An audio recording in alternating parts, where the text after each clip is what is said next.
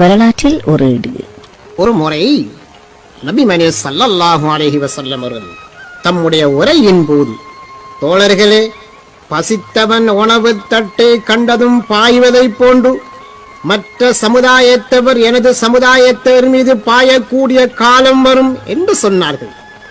உடனே ஒரு தோழர், அல்லாஹுவின் தூதரே, அப்போது மற்றவர்களை விட நாம் அதிகமாக இருப்போமா அல்லது குறைவாக இருப்போமா என்று வினவினார்.